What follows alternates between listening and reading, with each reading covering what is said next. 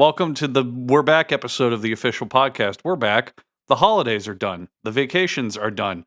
Just kidding. I'm currently in a hotel room in a random city in America. Wouldn't you like to know? But we're not going to talk about that because Japan is back and I want to hear all about Jackson. So please tell us. Japan discussions are back on the podcast menu as another one of us has gone to the land of the rising sun. Jackson Clarke is back with Japan. I want to hear all about his lovely trip. It's my return festivities. Hello, everyone. I'm back from adventuring the world, tasting the wonders of what is out beyond Australia. I went to Japan for about I think it was like 24 days total. Oh my God. Once you start getting over like 2 weeks, I lost track of time so quickly while I was over there. Mm-hmm. Like I didn't know what day we were on, what month we were in anymore. It just became like, it just became impossible to know. Anyway, I was there for about 24, 25 days, which is a long time, very long time. But we spent that time pretty much constantly traveling. I don't think we were in any one place for more than 3 days. So we were constantly on trains, going to new cities and things like that. Saw a lot. And I'm going to say it right now. Japan. I'll get Japan to that later. Japan has COVID. In case anyone was curious, Japan does have COVID. They gave it to Jackson as a welcoming gift. I went there to sample every disease known to mankind. At the border. Japan is the best country on the planet. Yeah, it is. I told you. Absolutely. I fucking told you. 110% is. It's not even close. Every other country that I've visited, it's crazy because I've heard this from every single person who's visited Japan, including Andrew here, that, you know, Japan is an incredible place to visit. And I thought it has to be overrated, right? Like nothing is this good. But being there for 3 weeks and experiencing Japanese hospitality, their service, the conveniences of their infrastructure, for example, just everything about that country, the beauty, the tradition, the heritage, it's just the best country on the planet to visit. I don't know how it would be to live there. That's probably a different story. But to visit for 3 weeks, I don't think you could do any better. It's so good. It's so incredible. So tell us about what you did. I did it. Yeah. I did everything. Outdo my stories. I know one big one. Oh, you want to know the big one, Kaya? Of course. Yes, I do. I think everyone does. Well, I know what you're talking about. Okay, so I went to Disney Sea. It was incredible. It's the C grade Disney. We have Disney A and B here in America. You guys got the C class one. No, oh yeah, the theming in Disney Sea is next level. I've been to every. It's a Disneyland. I've been to every Disneyland in the world, apart from Disneyland Paris and the Chinese Disneyland. So I've been to barely any of them, apparently. I'm thinking about it. I've been to every one of them in the world, except this one and this one and this one and this one. Okay, now that I've got the first cough out of the way, I should say that I'm also sick. It's not COVID. Jesus Christ. It's not COVID. Oh my Lord. Yeah, oh Jackson, my God. Up. It's not COVID. It's not Christ. COVID. It's influenza A. It's influenza A, which is way worse than you COVID. have the flu. I'm now realizing. Yeah, but people say the flu and it sounds so fucking cute and friendly. It's not. It's way worse than COVID. It fucking sucks. The flu sucks. People die of the flu all the fucking time. Why did we invent it? Why do we want this shit? Why didn't we work ourselves up into a frenzy about the flu? Why was it COVID? COVID's like harmless compared to the flu, from my experience, from my personal experience. Because 4 years ago you could have your entire career nuked just for saying that it's as bad as the flu or just little worse than the flu. I've also had the flu whenever I travel because you have to pass through international airports. And you just get exposed to petri dishes from all over the world. It hits you hard. You know, your immune system just isn't used to it. I have not stopped wearing masks in airports and planes just because of that. Like, not even specifically COVID. Like, I don't wear them around home, but anytime I'm doing international travel, I wear a mask during all the travel just because of all that shit. Oh, I wore a mask most places in Japan, and mainly because of how condensed it is. Yeah, and culture there, people are gonna roll they're really like Yeah, they do mask. it. They do it as well. And Yeah, I didn't want to yeah. make people uncomfortable and be that annoying Westerner who's, breaking ranks or whatever. Mhm. I want to respect their heritage by wearing a mask. So I did, and it did not help me. I was sick the Yeah. entire last week in Japan. Oh, With something, I don't know what I was sick with, but it wasn't too bad. It was just bad cough and, flu symptoms. But I don't think it was the flu because I had that for about a week and I was still able to go to like Disneyland and do all the traveling and, traveling back and stuff. But then as soon as I got back, I was bedridden for about 4 days. And that's when I did the test and it was influenza A. So I think I got like COVID maybe over there, beat COVID, and then got maybe influenza A on the plane ride back maybe while Hell my yeah. immune system was recovering. So I was like, I was collecting them all. So the highlights of your trip were a knockoff Disneyland and getting the flu so far. It's not a knockoff Disneyland. It's the best Disneyland ever made. Have you never heard of Disney Sea? No. Because when I go to Japan, God, I don't want to no. just go to Disney World. I go to Japan stuff. No, I did. Well, okay. It was one day out of like Now also 25. ignore the fact though that I went to Universal Studios Japan to go to Mario World. That doesn't count. It's funnier when it's with Disney. I also went to Universal Studios. Did you have a problem with Mario Land where you couldn't do anything though? Because it was so fucking crowded. I got to do everything. Oh my god, you're so lucky. What happened? I couldn't even move inside there. It was crammed to the fucking brim with people. Oh, you know what? When did you? What date were you there? Because you might have gone when Donkey Kong just opened, which means you definitely would have been fucked. Oh yeah, Donkey Kong was open. I think it would have been fucked. open for about a week though. That's you're probably right. why I was there when Donkey Kong was not opened, so it was crowded, but it was absolutely doable, and we got to see the entirety of it. But Donkey Kong's like a whole other section that just recently opened, so you probably got there when it was utterly fucking packed. I just wasn't impressed by Universal Studios that much. It's basically the same as the American one. It's exactly the same. It's exactly the fucking same. There's a couple different rides, but the park even the layout of the park is exactly the same as America. It's exactly the same. Yeah. Yeah, same with Tokyo Disneyland, but Tokyo Disney Sea is completely unique and it's the most like immersive theming. There's no like fucking fairy bullshit or Mickey Mouse bullshit in there. It's got nothing to do with Disney, really. It's just like Disney decided to do something non-Disney and just made a theme park and like filled it to the brim with incredible theming. Like there's a working fucking volcano in the middle of the park that you go inside and walk around while like shit, machinery is like excavating it and stuff. It's insane. The theming in there is incredible. Are you sure you didn't just walk through a construction site on accident? You weren't supposed to be there. Or a volcano. Yeah, Japanese people were desperately trying to get me out of the volcano. Like, please, sir. They were screaming and hollering. Jackson's just like, ooh, neat. The service here is incredible. Taking photos. It's an active volcano, sir. Yeah. But no, that wasn't my highlight, obviously, because it's still capitalist Mickey Mouse bullshit, yes, but it is the best Disney park in the world, sorry to say. My favorite part, and the part that Kaya was alluding to, obviously, I was joking about the Disneyland being my favorite part. My favorite part was obviously now being engaged to my fiance. I proposed. Which park is that? Being engaged to my fiance. Which Disney park is that? Yeah, that's another one. It's really immersive. It's beautiful. What does it come with? It'll make you cry. Regret? Tears? Don't do that. I'm too soon into it.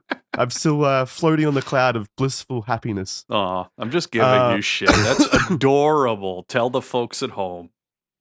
Yeah. So Kira, my fiance now, was on last week's Red Thread episode. So a lot of you are familiar with her already. But yes, I proposed to her in front of Mount Fuji, and it was probably one of the most memorable moments of my life. So I did it while I was sick too, so that was also added to the beauty of it.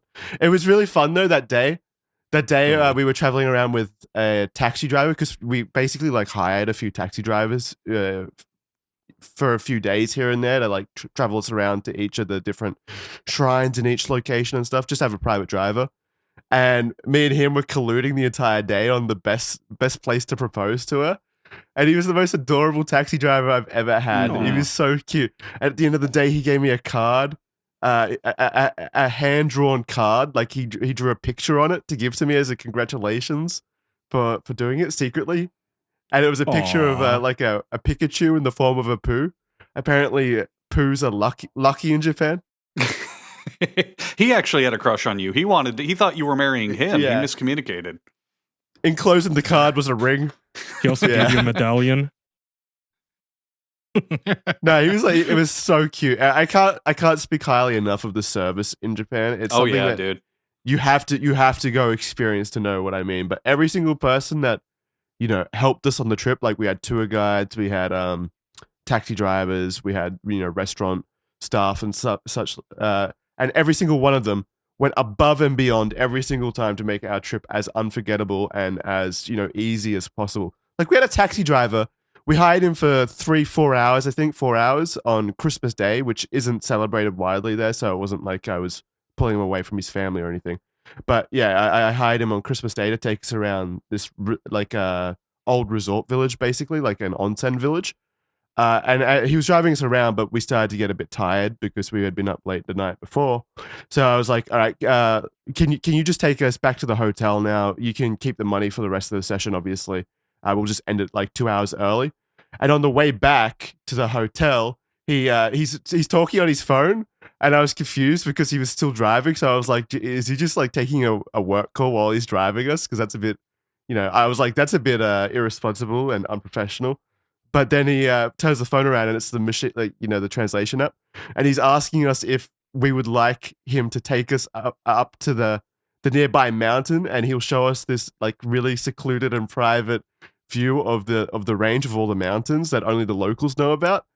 And I was like, this would have never happened in like Australia or America, like a taxi driver being told like, hey, you can take the next 2 hours off free of charge, go home to your family early. And then they turn around and be like, well, wait, what if I go above and beyond and show you this beautiful magical spot just to make your trip that a little bit extra special? Nothing in it for me, by the way. I don't get shit from this. I don't get paid extra because we don't accept tips over here or anything like that. And in fact, you'll bring great shame and dishonor to our families if you offer us a tip. So, like, there's nothing in it for me. I just want to do it to make you happy, basically. So we do that. We go up to the mountain. He takes photos of us. He acts as our personal chauffeur taking photos. And then he asked me to put on a skimpy red dress, and of course I have to say yes because he drove me all the way up here. Yeah, I mean, what am I going to do? Say no? He's still my ride back. Yeah, how else am I going to get back to the city? I don't speak Japanese. Yeah, and then he showed us this like this random store up there that was hidden out of the way that had been serving this specific potato food, like this fried potato food, which was delicious. They had been serving it for like 30,000 years, he told us. Or something. I don't know if I believe him, but that's what he said. And he's something like that. I don't know. It might have been less. It was a bit hard to understand. Mm-hmm. But he took us inside. He ushered us in. He like gestured us to follow him. He really wanted us to go inside, so we followed him in, and he orders the food for us. Takes us up to this beautiful like overlook, like private seating area. Sits us down, and then makes sure that we're comfortable, and then runs off back to the car and waits for us to return while we eat those snacks up there. He like did everything. And this is just a fucking taxi driver. It's just a taxi driver, not to besmirch him, but it like he went above and beyond. No, but I mean, well, maybe he I wanted think to. he really just thought wanted to you do were a good proposing job. to him. He felt like a blushing bride. He wanted to celebrate. No, it's just incredible. Andrew, you know what I mean. The service over there is just fucking incredible. When I was there, I don't remember if I mentioned this on the show, but to get to Mount Fuji, I had to take a taxi, and it was like a little over 2 hours, and the drivers there are just insane. They are prompt and polite and quiet, and some of them would pipe bird songs into the taxi. Like we had one who had to drive us to a station early in the morning, and we were both super exhausted. So he played fucking nature calls and bird noises and like pan flute, literally so we could sleep in the back on the ride there. Like they're insanely nice. It's crazy. Oh, so nice. Aw. So maybe they take Well, yeah, pride but in they it. would have to. Probably. They want to represent Japan Well, to foreigners. themselves as well. I think they tie their level of service and their skill at their jobs to their identity, right? They have to. So I think that's why they do such a good job, is because they feel it's so integral to their identity, basically. It's a culture of pride in work as well. Yeah. They really nail that into the people, that you really have to give a shit about what you do and your job and your company and all of that. which is why I said it's an incredible place to visit. But I don't know how nice it would be to live there, where you have to live under that kind of pressure of doing that good of a job all the fucking time. Because yeah. Oh yeah. Yeah, I guess that's right. Like crunch culture. No, I'm not gonna go home to my wife and make love and have children. I'm gonna go strolling around. The thing that I've heard happens to friends of mine who are foreigners and they live there is you kind of get babied a lot. So when you're visiting, it's great because it's like, oh, let me show you how to do this and take you to this spot and help you with this thing. And oh, you can try this. But when you live there, it's like, okay, I get it. I don't need your help. Thank you. I understand. But they still treat you like that, because they don't know that you actually live there. Yeah. Oh, that is a good hack, I guess. That would be awesome. Always being treated like, oh man, fucking tourist. Gotta give him the best treatment. Jackson laughed once and now he's dying coughing. Yeah, no more jokes for Jackson. Laugh. Oh man, Jackson, stop being funny for the rest of the show. So, I'm trying to keep my energy up because I've literally been unable to get out of bed for the last 4 days. Like I haven't been able to move. It's hit me bad. I think it's because of the COVID first or whatever I had first that's damaged me. I don't know. I don't know what to do. It's fine. If I die, I die. Well, you have a fiance now who can take care of you. No, I gave it to her too. She's sick in bed right now. Oh, Jackson. She's a you. It's over. Yeah. Motherfucker. Now I gotta help her. So how does it feel? Because you told me your plans beforehand, obviously. I was kind of excited. Couldn't talk about it anywhere. Neither of us, any of us. So I was really happy. And then Jackson fucking pranked me the next day too, because I was like, so? What happens? And Jackson goes, she said no. It's like, what the fuck? Kaya immediately believed it too. He was like, do you want to talk about it? He was like trying to call me, like trying to talk me down for the ledge. As soon as you said no, Kaya snapped his hands. When I knew it, I was prepared for this. Don't worry, Jackson, I've got you. I expected all of this. In. He immediately starts sending shirtless pictures. You don't need her anyway. Yeah, no, that was pretty funny. It was good to get you back in a little playful way like that. Imagine though if she did say no. I kind of like gamed the perfect system of doing it while on a 25-day long holiday over in Japan, where it's like it's impossible to say no to that, right? As if you're gonna say no while on a 25-day. Like, what are you gonna do with the rest of the trip? You gonna go home early? She's absolutely gonna change her mind now that I've given her influenza A and every other disease known to mankind, and I don't blame her. You can't take it back now. Yeah, that taxi driver, because he worked so hard, he was also a wedding officiant. So we actually got married in the taxi, by the way. Sorry, too bad. No, people ask me if I was nervous for this and stuff, but we've been together a long time, and we've obviously, when you're in a long-term relationship and stuff, you have talks about compatibility and marriage and stuff like that, and we own a house together already and things like that. So, I wasn't nervous in the sense that, she was going to say no. Felt like a pretty safe bet. And then I popped the question and she started crying and everything went about as what you would expect from a proposal. So yeah, it was just a very happy moment and it lived up to, everything I wanted it to do. In front of Mount Fuji as well. Andrew, you've been to Mount Fuji? I did. Did you happen to go to Fuji Q Highland while you were there? No, but I went past it. Oh, man, Fuji Highland kicks so much ass, though. It's so cool. I know, it looks incredible. Yeah, I will. They've got the ones that with the each roller coaster has its own theme song, right?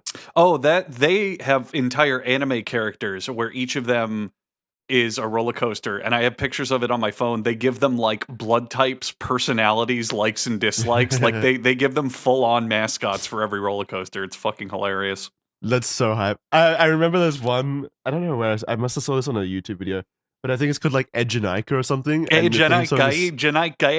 Yeah, you chant that all throughout the goddamn park because you hear it everywhere. It's so catchy.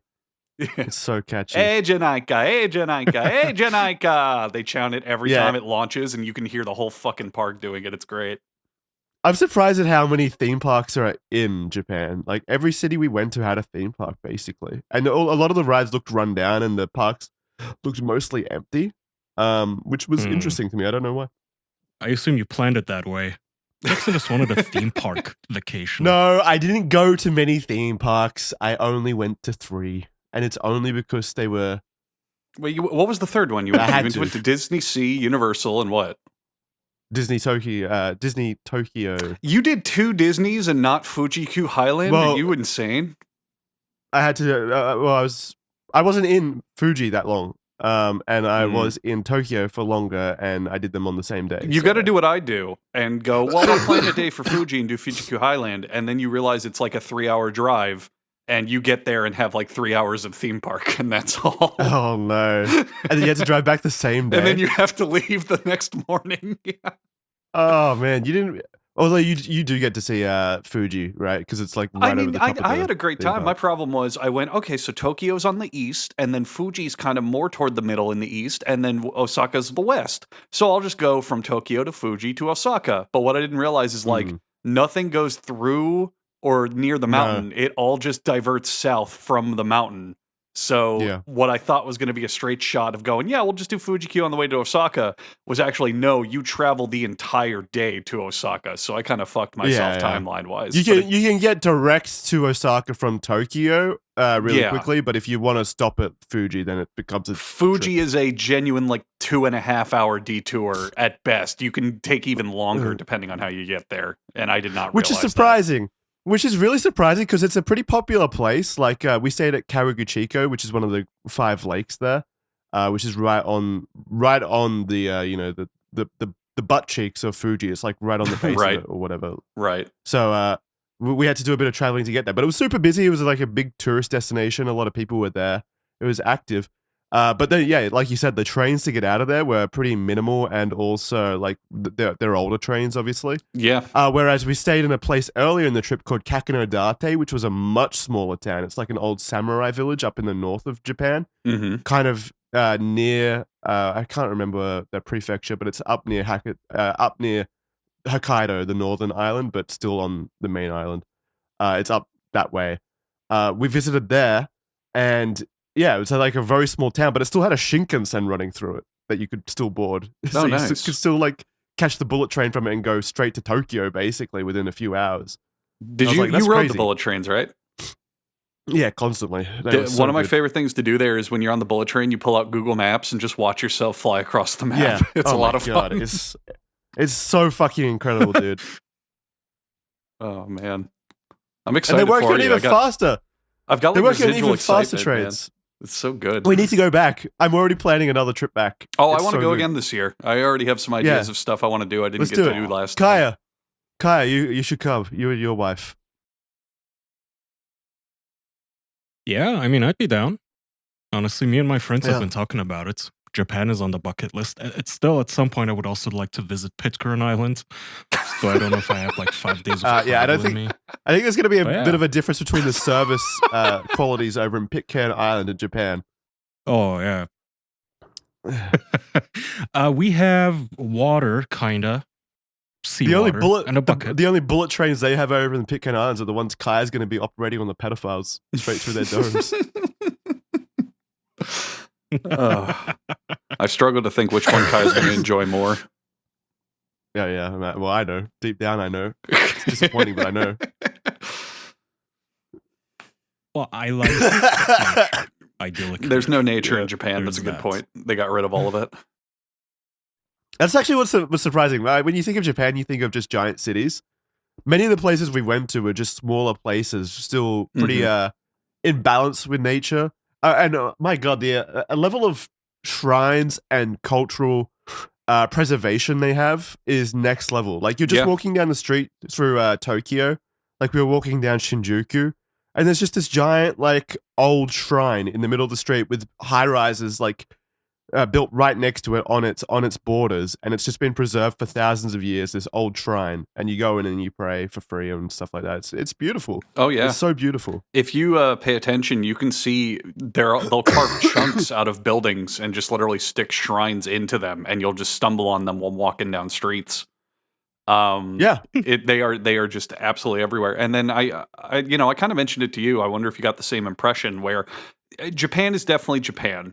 but Tokyo is really its own thing. You know, every other place in Japan feels a bit similar. Like, yeah, this is Japan, whereas Tokyo really is just like you've entered another world, like another goddamn dimension of nothing but buildings and technology. You know? Oh yeah, I mean I've never seen anything like it.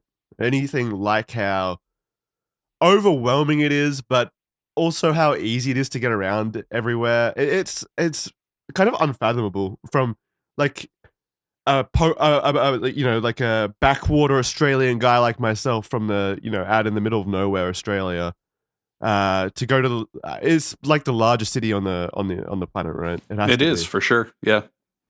Yeah, most condensed. It's just overwhelming. Like it's crazy. It's just how does this thing? So would you move there? No, I would never live in a city. I've already told you that. I can't. Like it's.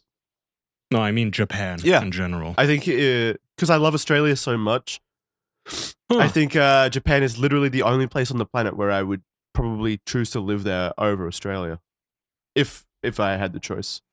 But Now, everywhere else, no, I would. I Are refuse to you live so there. besides betraying your home country, which you would be, are you concerned about learning the language and being seen there culturally as a foreigner forever?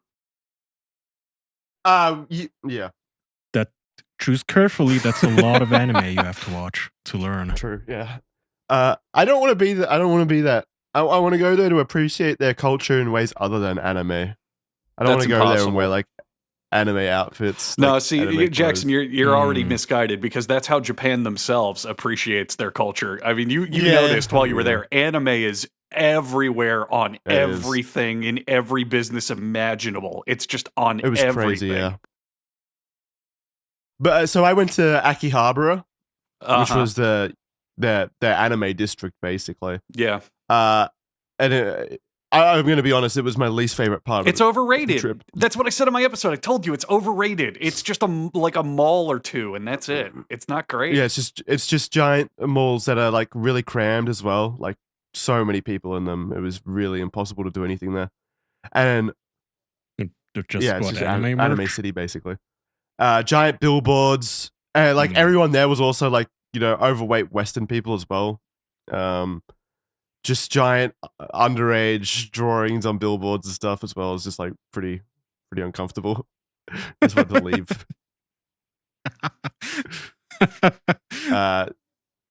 But I'm glad you had a good I don't want to be time. I don't want to be negative about the trip. The trip was brilliant, like so good. Anyone out there who wants to go to Japan, definitely do it. And be a polite guest, as Yeah. Jackson was, I'm Any sure. any other standouts, Jackson? Any other places or things you saw? So many, like every single part of the trip. But I would be here talking about it forever, and my brain's not working because it's currently dying from Ugh. fever. Boo. That's okay. I'll take Jackson vouching for Japan because Jackson, like myself, hates cities, cityites, people making excuses for cities and the decay they're all in. And if you think Japan still has really great areas, then I'll take yeah, your word for yeah. it. Well, even There's a Tokyo, which is potential. the biggest city, was still incredible to explore. Yeah. Like I didn't like Akihabara, but there were still so many places in Tokyo that were just absolutely mind-blowingly beautiful. Like I think it was Asakusa, which is like their historical district, kind of with their giant temples and stuff. I mean, just mind-breakingly beautiful. Like such a beautiful history. I wonder if, love it. Jackson, you can collaborate on my thoughts. Tokyo's only downfall is it's crowded. Like it's Yeah. clean, it's modern, it's well put together, it has everything, it makes sense, it's very nice. But the only downfall, for especially for big city, is I mean, there's just a fuckload of people at all times, and that's kind of how Yeah, it is. but I was going to complain about that, but it's just so fundamentally hypocritical saying that as a tourist going to Tokyo because you're contributing to it. Mhm. Like, yeah, everyone else is also doing what I'm doing. Like, there's so many tourists there. And Yeah. all the tourists go to Kyoto, Tokyo, or Osaka. So those three cities are like just overwhelmingly crowded. And they are. And the locals, from what I've read, are pretty tired of it. And they want like tourists to spread out more, which we tried to do throughout the trip. We definitely went to a lot of smaller places and stuff. But yeah, those cities are very crowded. And even without the tourists, I think they'd still be crowded just because the populations of those cities are so enormous as well. And they're so condensed. So yeah, you got to be aware of that. But as long as you're aware of that and you're going with that kind of mind frame, then I think you're still able to find the beautiful parts of the city. Now more than ever, saving is important. With the way the economy is and the cost of living, it's important to have a tool you can use to save money easily. That's where our good friends and show sponsor Acorns come in. That's right, they're not just for squirrels, you too can benefit from them every single day. You see, Acorns makes it easy to start automatically saving and investing so your money has a chance to grow for you, your kids, and your retirement. And with Acorns, you don't need to be an expert. Acorns will recommend a diversified portfolio that fits you and your money goals. And there's also a misconception that you need to be rich to invest. You don't. Investing is all about making the money you do have work for you right now.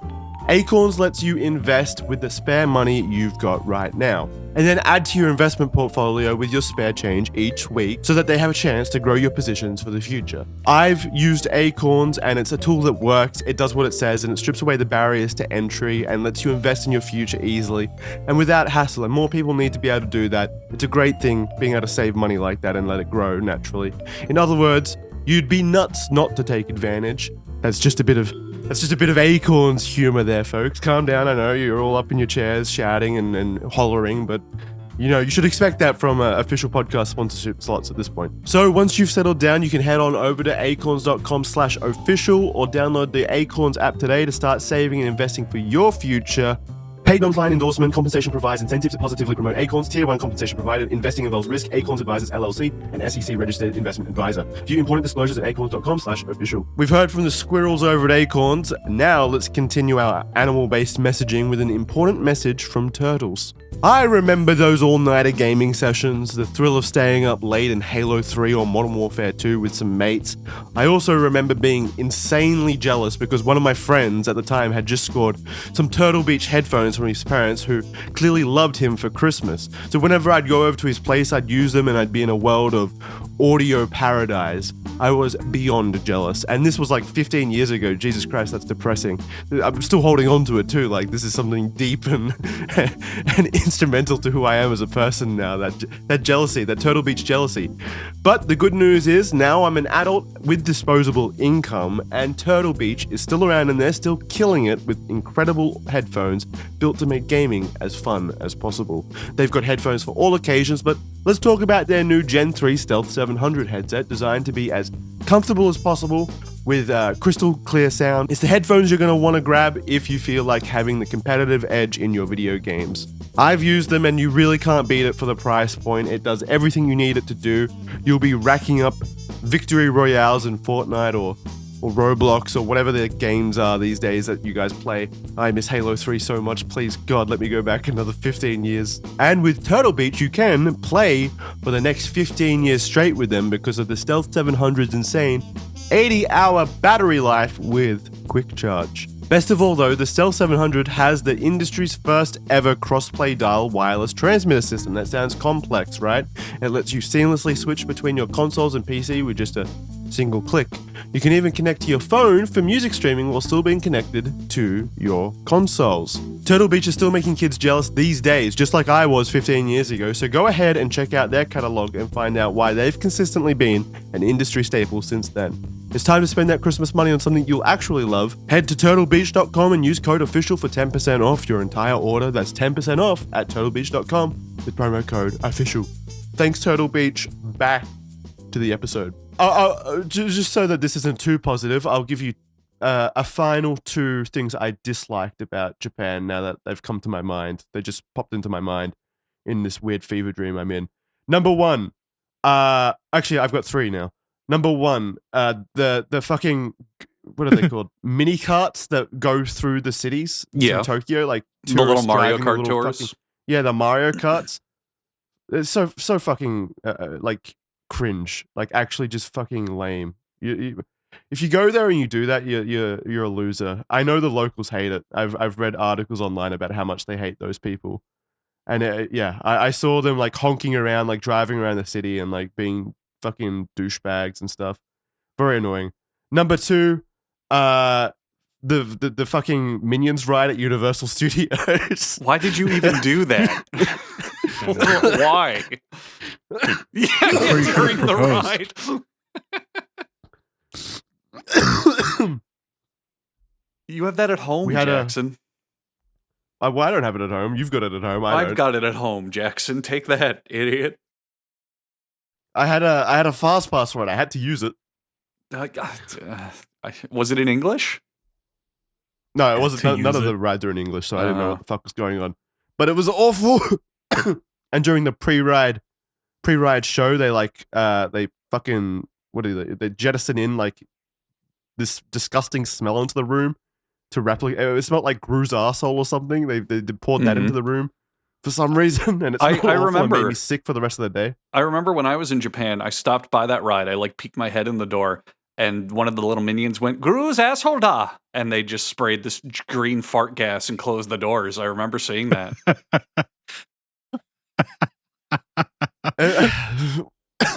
Why? Okay, so Why are the That was minions so number popular? Is it just Japan? Because or are they're they popular in the entire marketable. world? They're marketable. They appeal to parents and kids and modern regular families. They're small, inoffensive, quirky, unique enough that you can find different ones, highly emotive, bright colors. Kids like them because they're loud and scream. they're quirky in the right way. What do you mean the right way? They're not Yeah. quirky. They're so annoying. Oh my god. I Well, hate but them. you're not a kid or a They are parent with quirky. kids who likes them. Like, that's the primary Yeah. demographic. You know, it's like asking why Paw So it's- Patrol is the biggest cartoon in the world. It's for Well, kids and families. I could absolutely see why Paw Patrol is the success that it is. It's charming and delightful and imaginative. Whereas Minions are, you go in there and you get farted on. Now, I want you to imagine you're the average 4-year-old. What's going to make you more interested? If I hold up like a traditional cartoon like Bugs Bunny and go, you see, Bugs Bunny often outwits the hunter and uses his cunning and wiles to get around this situation. Or if I hold up a big yellow ball and go, banana, gabba gabba, which one are they going to laugh at? Yeah, okay. It's just I feel like if I was a little kid, and this is giving me too much credit, but I would prefer the Bugs Bunny thing. And then they'd like fucking spray me with mist and say that it's Bug Bunny's arsehole, and then I'd be upset. Well, that's a totally different sect of the internet. Okay, and the final thing that I didn't like was there was a place up in Hokkaido called Hakodate, and we got a bus ride. We caught a bus on a random icy street. We just like hailed it basically to get back to our hotel, and it pulled up. And it was absolutely filled to capacity. Like I'm talking, like people were squished against the windows. The door couldn't even open. Basically, like I don't know how people were able to get out. It was like cartoonishly filled to the brim. Fuck me. The Japanese prime minister is Jesus. strangling Jackson because of all these lies and slander. Yeah, God really. damn. Jackson, can you stop fuck. being Come sick for after you. 5 fucking minutes to tell us the story? He finally got the door. Take some cough syrup. I have. He finally got the door open, and me and my girlfriend, because there was no other way back, so we were gonna have to get on this bus, and it was like 5 p.m. at night in the freezing cold at this point. Yeah, fiance. Sorry, my fiance. I've got to get used to saying fiance now. He opened the door. Me and my fiance got on the train, the bus, jammed in there. We literally there was nowhere to sit. We were like literally like floating within like the combination of the people. We were just like in the middle basically. Like amoeba. Yeah. We were like squished against the windscreen basically in front of the driver. We were in front of the driver. And he was driving down these icy roads, like slipping and sliding everywhere while we were all like kind of like pinballing into each other. No one else seemed to care, but we were so uncomfortable. and then he stops for another fucking person on the road as well. Hell he keeps yeah. stopping for people and letting more people on. That's Like, Japan, is there no dude. limit? Is there no limit to this? Did you was watch? crazy. Oh my god. Did you watch- Are you pulling the ladder up behind you? He stopped for you. What if he hadn't? Well, we were the last people, surely. No. With the, Have you we- seen the footage it of was- them with the No. trains at rush hour where they have people whose entire jobs are to just push people into the trains and poke them with sticks? Like, that's Japan, man. Yeah. Every person has to be included. It's part of the rules. Yeah, but I'm talking like there's a physical limitation here. Where like It does not defined by matter, dude. That bus runs on time and picks up every passenger. That's the law of Japan. It's the law everywhere. Yeah. So he let on about 4 people after that. And I could see as soon as we pulled up to them and the door opened and like people like exploded out of the doors basically every time the door opened. Like there was that much decompression. Like people just like kind of plopped out. And the person on the outside looked so confused and scared, but they all got on. Like us. Like it's impossible to say no at that point. You're already committed. But yeah, I didn't like that specific ride. Every other like public transport was completely fine. And like story. not super crowded like most of the time, which was nice. How did you feel fitting physically, like space and room you had to be places? What do you mean? So my biggest complaint, easily, Oh, well, you're like number super one, tall. Yeah, I'm 6'4" and I'm jacked as shit and I pump iron and I fuck bitches. But my number one complaint of the country, even regardless of height, sometimes was just you have no room in a lot of places. You're given like a chair at a table and you can't scoot back. You have to like slide into it. You constantly have to duck under. Well, I guess I more so have to duck under door frames. But like bathrooms was another big one where you cannot extend your arms in any capacity. You are like pinned shoulder to shoulder in the bathroom stall. Like, did you encounter a lot of that at all? Yeah, there were definitely a lot of like cramped spaces even for me. Like you said, a lot of the toilets were very small. Mm-hmm. And I actually can't imagine how you kind of like existed in that because you're so much taller than me and bigger. You gotta Which is why he muscle lives your in friend. America, where If I need the space. I had a similar culture shock in the opposite direction in America, where like me and my wife would be at like a doctor's office, and I go, "Hey, look, here's like a couple's bench we can sit on," and she goes, "Kaya, that's for fat people." And it's like 3 times my width, and it's just one seat, and it's awesome. It's kind of everything is bigger here. I wanna, oh man, imagine if we could like wave a magic wand and teleport all the Japanese to America and vice versa. What would happen? The Americans would die of fucking asphyxiation and exposure.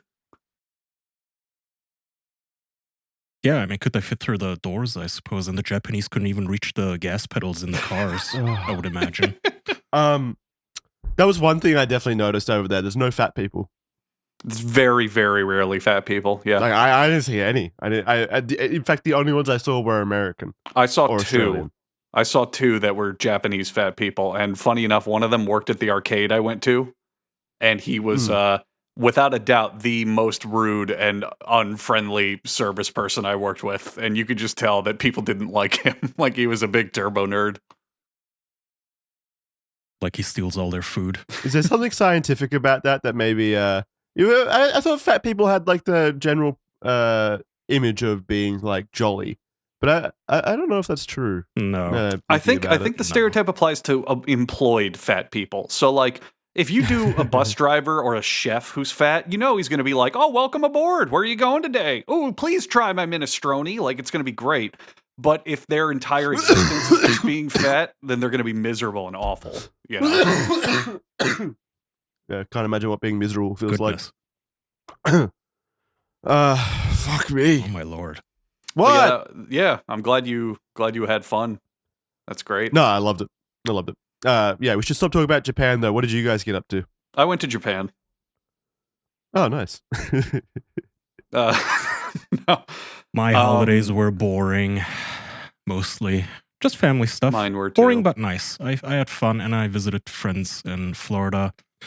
Our schedules didn't quite line up, but Andrew and I also met up, grabbed some Asian food, so we kind of went to Japan, spiritually. Yeah. We ate Andrew sushi barely and fitting in said the booth. we ate sushi, and I looked out the window and I said, "I wonder what Jackson-san is up to." And it like faded out to show Jackson in his tea ceremony, that kind of thing, Yeah.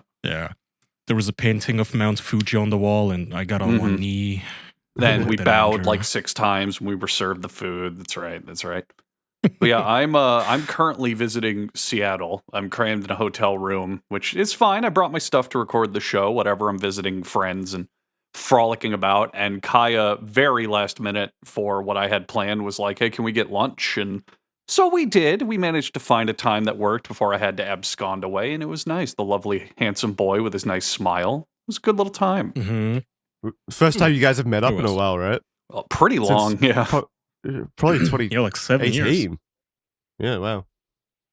I haven't been in Tampa in 7 years, and I have to say, probably my least favorite area of America so far. Just by, I don't know, judging by the general vibe of the people around, in terms of like courtesy, very rude people. Yeah. Which I began to tell Andrew about, and then Andrew immediately agreed. And he didn't even, not only did he agree, but he immediately hit me with a theory of his and explanations as to why I was getting this impression and why it was accurate. So it's something that I've been confirmed on by many people. Many friends I've talked to who live in Florida, live there their whole lives, family members live there their whole lives, agree. To varying degrees, but they agree this is what's happened. So Florida is a microcosm of 3 very aggressive cultures. You have rednecks, you have old retirees, Cubans. and then Oh. South American Spanish, such as Cuban and similar areas. I was right. And it's not to be racial stereotyping, but it is a culture of machismo. It's a culture of like, get your way, manliness, men rule, all this stuff. And normally that's fine in a vacuum, but when you combine it with really entitled, crotchety old people and, gun-toting, yeehaw, prejudiced rednecks, you get just all these bubbles in Florida of just angry people, just all sorts Don't of forget bad the wealthy drivers. boomers. Oh, and wealthy. Yeah, forget I the wealthy lump those into boomers. retirees. The wealthy boomers, I lump in there. Well, the wealthy boomers and their entitled children. Oh, and the children that they raise and for that we went shit, to we went to a restaurant. I forgot what it was called. It was like Bahama Breeze or something like that. And I sat down and I looked around, and it was I would describe it as there were only wealthy boomers and what I could only describe as like SoundCloud rappers that made it. Like middle upper class SoundCloud rappers, just white, guys of every race, but with like neck tattoos up to the face. And you're wondering how they even can afford to eat here at all. So it's an interesting area, but you met Young Baby Man? yeah, probably. I don't know. I didn't Little talk to young anybody. baby That's the other rapper thing. man, $. We went to a grocery store. Young Sushi grabbed Eater, stuff for the 69? hotel. Sushi eater. That's the Japanese rapper's name. You can only find him at sushi restaurants in Tampa. That's where he does all his work. Oh. I don't know. I didn't like the area. I'm used to America.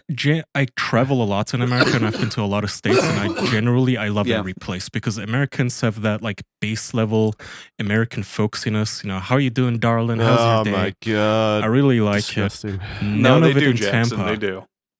None of it in Tampa. And in Tampa, I noticed. I already told Andrew this when we were grabbing lunch. But Jackson, are you familiar with the returning shopping carts thing? And how it is a good indicator of the general courtesy of the area. And for those of you nothing pisses me off more than when people don't return the shopping cart. Yeah, for those who aren't familiar, there's it started kind of as a 4chan green text meme, but it basically goes, you can judge how courteous somebody is by whether or not they returned a shopping cart to the little shopping cart parking thing after they're done with it, because there's no penalty for not returning it, so no one's going to arrest you. And there's also no reward for it. It just shows the base level of respect. Right. You don't get anything for it. You're how much they're putting punished. into the community. It is purely just how much do you care about your fellow man and just being nice. And this was the worst area. I haven't seen a single person actually return theirs. They just fucking leave it right where they park. They don't even move it out of the, it'll be sliding halfway into their parking spots as they're pulling out. And they don't give a fuck. And they just walk into it. Well, if they hit it and they damage their car, they could sue the grocery store. Yeah.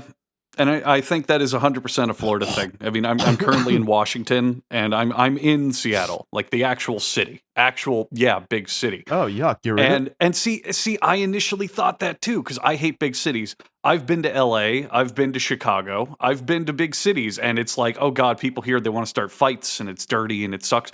Seattle, I don't know. I think maybe it's the Pacific Northwest culture, but everywhere I've been here everyone is extremely fucking friendly. Everywhere I've been going, everywhere I've been hanging out, everyone I've been meeting, it's just everyone is so nice, and it's really opening my eyes to this is a Florida Have problem. you ever considered though it's because you're a giant? And they don't want me to squash them. Yeah, they think that their city's in danger. You might be onto something. My opening words whenever I greet people are always fee, fi, fo, fum. And they Yeah. hear that and they perk up like a deer, like in the woods, and they sprint away unless they want to appease me with gold and treasures and women. I'm just saying, if I saw you in real life, I'd be nice to you. Well, thank I'd you. return your shopping cart. That's why I'd I was return your nice. shopping cart. Yeah.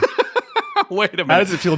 How does it feel that knowing that no one's genuinely nice to you? They're just all scared of you.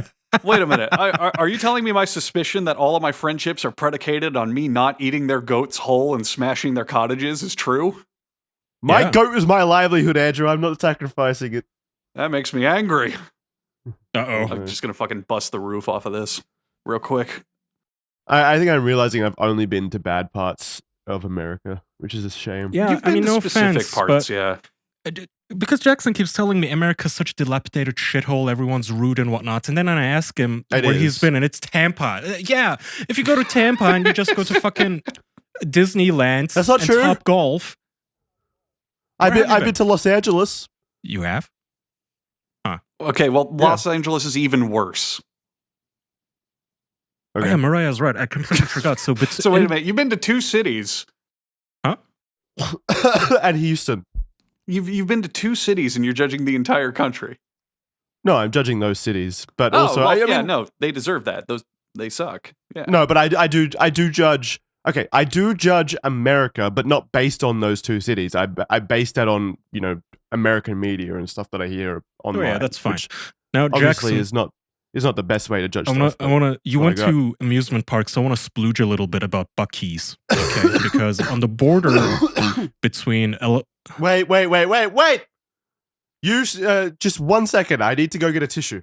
I was thinking about while I was walking to the bathroom then before we get into Buc-ee's. I feel like right now I would be able to completely slip down a slip and slide without any kind of water lubrication or any kind of like assistance on it. Because you're I so am naturally greasy. Yeah, I'm sweating so much. It's so fucking hot. turn your Right. AC Yeah, down. that too. It's on. It's just my body is fever mode. Anyway, what were you saying about Buc-ee's? Oh, yeah. Okay. So when you go on long road trips in America, what I've learned is that there are certain stops that you just have to take, 10-hour car ride. And then you see Buc-ee signs starting about like 100 miles before the actual thing even shows up.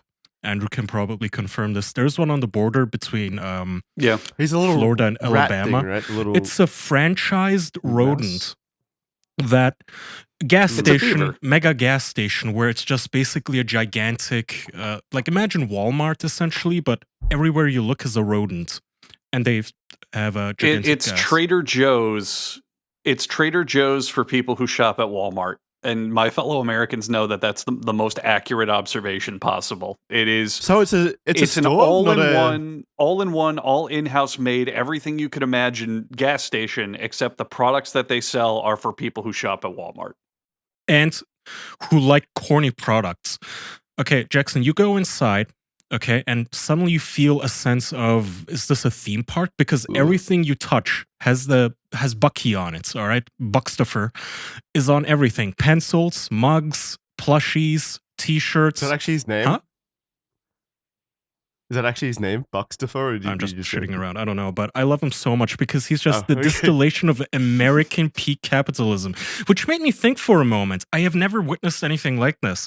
Why is McDonald's the face of capitalism and Americanism around the world? And I realize it's because, the rest of the world has McDonald's and things like Starbucks. We don't have Buc-ee's. Buc-ee's is only in America, which I think means Well, it looks like it's only in the South as well. It looks yeah, like. it's very rare. stole And I this. think it's time for a new era of American Buc-ee imperialism where we have a new president now. I think it's time to spread the message. Anyway, anytime I go in there now, I grab my wife something just to annoy her. So I got a Buc-ee phone holder that I use. I got my Buc-ee mug. Oh my I got god. Buc-ee squish animals, which this one looks just so fucking punchable that you just have to love them. There's no other way. And Jackson, check this one out. This one was a gift from my very close friends. A Buc-ee beverage dispenser with like a little... Whoa! Look at this. Oh my god. Oh, it's like a little gas. Yeah. For it's a the little gas audio pump. You can only sound with that. You can listeners. put that in your. You can put that in your pee hole. Ew. For audio only listeners, Kaya is holding up a Buc-ee's beverage dispenser, just so you know what we're looking at. That's a cock inflator. That's a Buc-ee sex toy. I know, Kaya. That's sort of fucked up. That's not a soda dispenser. No, you can That's fill it something with he whatever puts you his want. I mean, penis if you in. want to fill it with piss or cum, that's up to you. You know, you could fill it with milk and pretend it's like a Buc cum dispenser, which was going to be my plan. But Buc-ee gets really wild at those Buc-ee is parties. amazing because it annoys Buc-ee my cum dispenser wife, sounds and it great. just annoys women when you just go around and you adopt Buc-ee as your de facto personality, such as buying a Buc-ee bobblehead and filling the trunk with Buc-ee plushes and Buc-ee blankets, and then you call it the Buckmobile, as everyone is rolling their eyes at you. It's entertaining, and it's like a...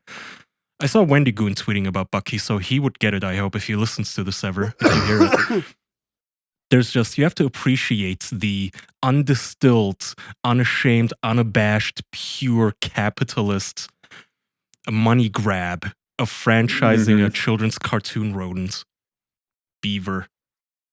Have you bought a Buc-ee's fursuit yet? I do have a Buc-ee's onesie, yes. Me and my friends. Oh my god, that's so great. Yeah, my friends. Aw. Does that have the little penis hole? It does, yeah. It Yeah, has have a you brought it zipper into at the the bottom. bedroom yet? Yeah, it has a penis zipper and a top one. I should have worn it for this one. I did a stream with Mariah. Have you sexually role-played as Buc-ee yet? Have you sexually role-played as Buc-ee? No, not yet. Oh, there's a foot. Okay, we were not at a fur con, Alright. but that is me and Mariah, my good friends, in our Buc-ee onesies. They're very comfy, by the way. You just have to wash the Chinese chemicals out of them before you wear them, and you should be, fine to live. Wait, how is this? How is this peak American? Well, it is kind of peak Americanism then, but like it's made in China. Shouldn't Yeah, this be that's made peak by, America. Yeah, that's peak yeah, but Americanism. like- Selling you cheap Chinese crap for the sake of consumption. They have baby onesies. They have like cat toys, dog toys, all with the freaking Buc-ee on them. Stickers. You can get Buc-ee in every You're not form even imaginable. describing the fanfare of Buc-ee's though. The actual like experience. They have a barbecue sandwich station in the dead Yes. center, Yes. and every time they have meat that's ready, they have the guy whose job it is to do the meat. He goes, I forgot what the exact phrase is, but he's like, "Hot brisket on the grill," and then the Yeah, they entire yell. fucking gas station repeats it in unison like a cult chant. Which and their food isn't bad at all either. It's like it's way better it's than good. regular gas station food, and it's kind of nice that you get to see how they make it right there in the middle of the place. It's not like hidden, shoveled out of a backdoor kitchen. And you can also take a photo with Buc-ee himself, Jackson, because they had a guy in a mascot costume taking selfies with people. So I got a selfie with Buc-ee himself, which is pretty amazing because usually you have to Oh, settle did you for go to the this- bathroom there, Kaya? I think so. Probably. Because the bathrooms in Buc-ee's are like you stepped into a fucking 5-star resort. They're immaculate, like pearl-lined palace structures. I don't know how the fuck they do it. You go to another world when you're in there. I know. Buc-ee shit's good. Buc-ee does shit good. Yeah. Anyway, that was my... Did I'm you trying to get imagine the, what it would be like if like a Buc-ee's went to Japan or something, but I have a feeling like they'd just boil that rat alive. They'd probably Throw him in a vat sue and it just for cook being him. racist. I don't know. Racist to who? Buck teeth. Oh. Put two and two together here. Oh. Yeah. I don't know. I feel like the Japanese do need to franchise it somehow. Give them an anime, you know? Yeah, actually, I I feel don't like know why there's a Starbucks on every military base that the US has around the planet. Put a Buc-ee's there. Have a Buc-ee's in your It's fucking embassy. genius. Fly the Buck flag. I actually Kaya- feel like now that I'm thinking about it, due to their love of mascots and cute things, like Buc-ee, like Japan is probably the most logical place for expansion for Buc-ee's. Right? True. Yeah. Very Make- true. Just make him an honorary Pokemon. And there you Make go. him an honorary emperor of the country. Kaya, did you get assaulted by some of the overly friendly and helpful staff while you were at Buc-ee's? They are so friendly. Well, I mean, they didn't annoy me or hassle me at all. They were Oh. super helpful. I was walking past Buc-ee, and the lady in charge of taking the photo, you hand her your phone, and she just takes her photo. She was like, all right, dear, just stand here, okay? And you there, turn your Buc-ee plush around so it's visible. And then she was like super folksy and nice. Mm-hmm. I like the staff. Did they like accost you or something? I do when they allow me to express myself and not tell me how to operate under the Buc-ee's code of conduct. So, for example, I went to Buc-ee's for the first time with a gaggle of pals, and they did their typical thing. Like I remember I was looking at the beaver nuggets, and I was like, oh, beaver nuggets. I've heard of them. I don't know what those are. And a woman like walked by and she went, well, they're just dang addictive, aren't they? And kept walking. And I was like, okay, that's fun. But I was standing in front of the. They have their own version of like Slurpees, like frozen. But you get like a frozen Coke or a blueberry, whatever. They have their own version, and they have a Buc-ee flavor. It's called Buc-ee's lemonade something. I don't remember. I would not drink that. Well, I absolutely wanted Jackson, to drink it. And in fact, that was the entire point. Jackson, but I was standing there. Buc-ee everything. Like, oh yeah. Sorry, go ahead. It's okay. Piss. But they had some special flavor. I don't remember the name. But I was standing there with my friend, and we were looking at this giant wall of frozen beverages. And he was like, oh, I think I'm going to get like the mix, the peach and the orange. And I went, well, you know me. I like to try things that are different. I like trying new food. So I'm going to try this special Buc-ee flavor, and I don't know what it is. And I'm just going to give it a go. I'm just going to do it. And as soon as I say that, one of the employees walks over and goes, it's a mixture of blue raspberry and lemonade, and walks away. And I'm like, wow, you just ruined this whole thing for me. Thank you. You just totally destroyed my fucking curiosity. And I honestly didn't even want it anymore. I'm sure.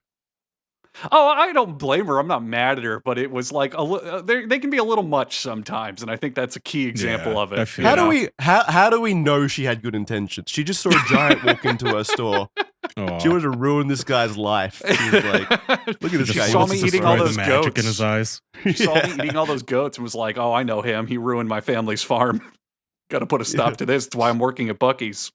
He's a danger to Buc-ee's. I don't know. Seems like a happy place to work. You get paid a lot for gas stations. They're big on competitive wages for working at gas stations. I know that's a big thing for them. Yeah, how many nuts do you get paid? How about a fistful for you and your family? Yeah, that's pretty good, I guess. Honestly, I mean, if they let you live there, I would work there, Like, hey, okay. On a compound. What do you mean? I'm just gonna eat the briskets and the beaver nuggets and eat the ices. I don't get it. It just looks like a Walmart, but with branded stuff. That's what it is. That's the point. That's so fucking dumb. What I said it is. What? You made it sound like a theme park. I thought they were like rides. It's that too. When you go to Walmart and they pull out the rotisserie chickens, they just like look at you like, get the fuck out of my store. I hate you. But when Buc-ee pulls out the pulled turkey sandwich, they're like, turkey sandwich on the grill. And then everyone goes, okay, or whatever. I don't remember what they say, but they say something. Herd, maybe. It's fun. Yeah. This is actually peak Americanism, is thinking that a grocery store or a department store is a theme park. That is very American. Okay, you know how they have those like Lego stores around the world and like tourist spots? A huge Lego store, like think like that, but beaver. Walmart. I'm looking. I get it. I just it's a department store. I'm like not tricking myself. You have to experience it. Let's just take him to Buc-ee's next time, Andrew. Okay, we can figure that out. Easy. Anyway, yeah, I like Buc-ee, and other than that, New Year's, Christmas, what else happens in our absence? World on Fire? I haven't been online much, really. Yeah. Which was nice, to be honest. It was a nice little break. Yeah, it was nice to get offline. Oh, yeah, people were confused, even though I thought we made it like overwhelmingly obvious that we were on break. People were like talking about the episodes that went up as if they were just recorded and stuff like that. I saw. It's like, no, those were pre-recorded. We're not on break anymore. Wait a minute. If you listen to the first 3 minutes of those episodes, we said, "Oh, this is pre-recorded. We're recording it on this date." I mean, guys, audience, do me a favor. Don't be stupid. Just do 5 seconds of homework, please. It's that easy. Okay. I think maybe a lot of people do the thing that I also do, and they fast forward the first 3 minutes of every podcast because it's usually like ads and like intros, so I often skip that. So we need to start fair. putting our ads 3 minutes into the show, is what you're saying. Yeah. What was it, Jackson? Fuck, what was I gonna say? Something about you, Kaya. Something magical and beautiful about you. Oh, really? This was a bad idea doing this while I was sick. My brain's not working. I think it was a good idea. I don't. What magical thing happened to me? Now I'm curious. Yeah, I don't know. You're going to be haunted by the idea of what that could possibly be I for know. the rest of your life because I have no clue now. It was something to do with you. Well, are you guys excited for the Switch 2? Well, Jackson thinks. Oh yeah, the Switch got announced. Yeah, they announced it half-heartedly, kind of in a really boring trailer. After all the leaks, all that kind of build up announced for it anyway. But I know. I think it's genius because you don't need to do You anything. think No, you think everything that Nintendo does is genius. Come on. Well, yeah, but that's besides the point. No, but think about it. Why, in the modern era, when everything is leaked and already talked about incessantly, do you need a big reveal? Just say, yep, it's confirmed. And everyone's going to make 1,000 YouTube videos on what to expect and what's coming and blah, blah, blah. Well, Your marketing is done for you. You don't need to do any. From marketing, it's fine. Like, you didn't even need to market this. You could have just, like, it could have just come out and it would have obviously sold gangbusters. Yeah. But from, like, a public perception, I think it would have been way funner if there was an actual, big reveal that was, like, actually fun. Instead of I think Nintendo's fully on board there. I've given up train because do you remember when they first announced it was happening? They put out a tweet and it just said, "We can confirm that the sequel to the Switch is in development," and that was it. That was all there was. Yeah, and then every single like conference or whatever for the last like 2 years, whenever they announced the conference coming up, like the new Nintendo Direct or whatever coming up, they're always like, "And no, we won't be talking about the Switch 2 in this one, so don't get your hopes up." Like they always add that to the bottom of the pictures. They don't even have to do anything at this point, to be honest. That thing, from the leaks, people seemed a little angry that it's still as expected by everyone. It's just not going to be very powerful. That thing is still going to sell like 17 billion copies. Like 7 copies per human. I think the people who are mad that it's fucking underpowered or dumb if it's going to be according to the leaks, they're saying it's as powerful as a PlayStation 4. That's insane. For a handheld console, that's extremely fucking powerful. Come on. Nintendo, yeah. And for a Nintendo even. Yeah. But like PS4, like look how many games that are fondly remembered on the PS5 were just upscales of PS4 games, you know? If you want to sit there and complain that a PS4 isn't strong enough, remember that fucking the new God of War and Red Dead Redemption 2 were on the fucking PS4. And look at how those look and perform. It's insane. The Marvel Spider-Man games were on PS4. It's a very strong console. Well, people want Nintendo to like graphically compete with new technology, though, not which they have never, ever done. I agree. It's not something that's in Nintendo's objectives ever.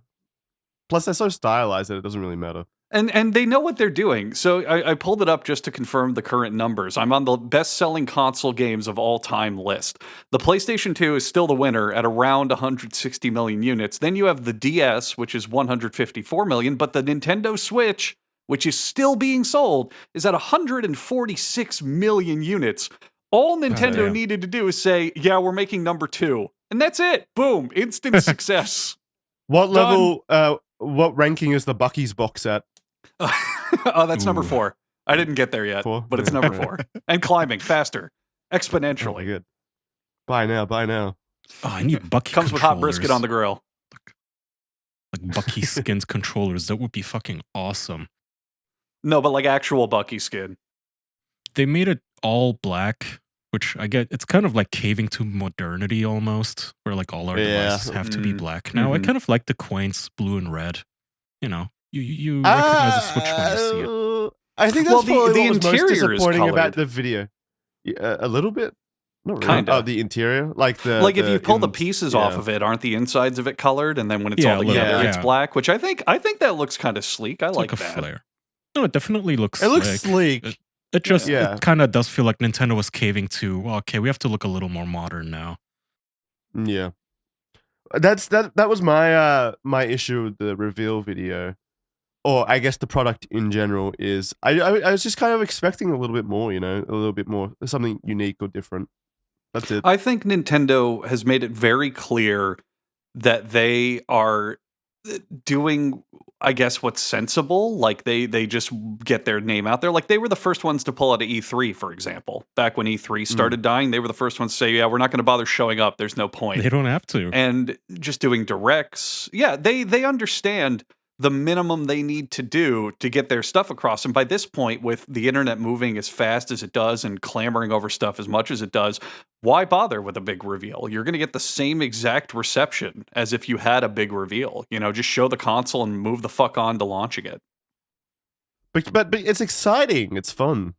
Yeah, I just think I don't know. I think that era of gaming is dead where things were allowed to be big, exciting reveals. It makes business sense, sure. I'll concede you that, but it is decidedly less fun. It really is. Yeah, for sure. Like just like getting a tweet with I a video. I don't disagree. I hear it's coming. I guess. Yeah, I think that's how the industry has changed, though. We don't have E3, we don't have giant conferences, we don't have real huge events that people really look forward to. The Game Awards is fun, but a lot of people treat it as a joke and don't care. I think it's just how the gaming industry has shifted now because everything is instantly available online, especially with digital distribution. It's like, what the fuck do I need to sit around waiting for something for? I'll go play a different game or go do this other thing. It's just nonstop. Okay, what are you guys hoping for a launch title to stay positive? And so people don't accuse us of being three curmudgeons about games again. I want a Mario. I want a new Odyssey. Something I can get. Odyssey 2 would give me pretty hard, I can't lie. Yeah, Odyssey 2. An actual new Zelda game. Not that I didn't like Tears of the Kingdom, but it was kind of just Breath of the Wild 2. Do you feel like they would have shown their big heavy, like if there was a new Mario Odyssey or something, like it would have been shown in that little trailer then instead of Mario Kart? No, I think Mario Kart makes the most sense because I'm pretty confident that's like the biggest selling Nintendo game of all time ever. So I think leading with that makes the most sense. What would I like? Think hard. Yeah, so just while Jackson's having a big think, I got the list of best-selling Switch games here. Mario Kart 8 is number 1 with 64 million copies, and second place is 15 million copies below that. So leading with a Mario Kart sequel, I think, is the best idea. And that's not even, I don't think even including the Wii U copies of that game, that is probably something. They're just so good at making family time fun, because I was meeting up with my friends in Pensacola, and it's like 4 of us. No one says, hey, whip out 4 PlayStation 5 controllers. Like, no one. Yeah. Everybody knows we default to, a Mario Party. I got it. Yeah, Mario Kart 8 sold about 8.5 million copies on the Wii U. So, without a doubt, far and away, the best-selling Switch game in general. I hope they make a new 1-2 Switch. What is 1-2 Switch? I hope they bring back the IR cameras on the Joy-Cons and force every game to use them, where you have to track your heartbeat like Ring Fit Adventure and shit. Oh, Ring Fit Adventure was actually cool in my opinion. No, it was great. I love that game, especially during COVID. That game was excellent. Yeah. No, but seriously, a new Ghost Trick game would be cool, but that was from the DS days. You can still make a new one. Fuck it. Yeah, do it. New Ghost Trick, please. 2010, yeah. It's a while I ago. want a sequel to Clubhouse Games 51 Worldwide Classics, which is the 30th highest selling Switch game of all time. It would be kind of cool to see Nintendo come up with a new IP, though. I wonder what that would even look like. What was their last brand new IP? Splatoon? Yeah. Yeah. And then they tried with ARMS for the Switch, but no one liked ARMS for the Switch. ARMS sucked. Oh, I completely forgot about that. I wonder if there'll be a new Pokemon. Probably. Well, I mean, there's going to be a new Pokemon. Pokemon's never are.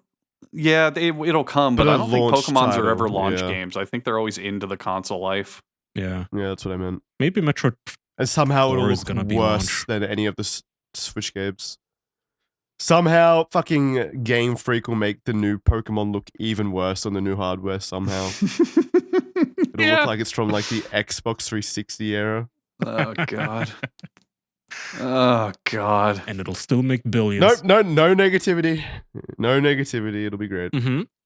I want Mario Odyssey 2, the new Mario Kart, and maybe a new Smash Brothers. And there you go. That's there you go. That's Oh, probably what I about want. Dr. Mario 2? No, I don't care. Fuck you. Isn't that just Tetris? Oh, you know what A I new- really want? You know what I really yeah, a want? new Tetris And we would can be we can cool. talk about this specifically because this kind of worries me. Did you guys see that in Mario Kart 9 they're using Donkey Kong's like original design and not the Donkey Kong Country one? No. Yeah, I absolutely noticed that. And I hate how he looks. I think it looks so weird and off-putting. And What's the difference?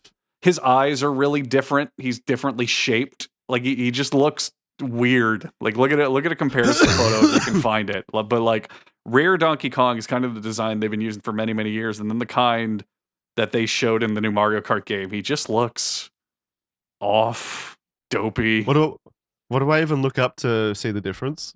Mario Kart 9 Donkey Kong, I would say. Yeah, Mario Kart 9 Donkey Kong. His eyes are like they really rounded his eyebrows and they look super stupid. That's so dumb.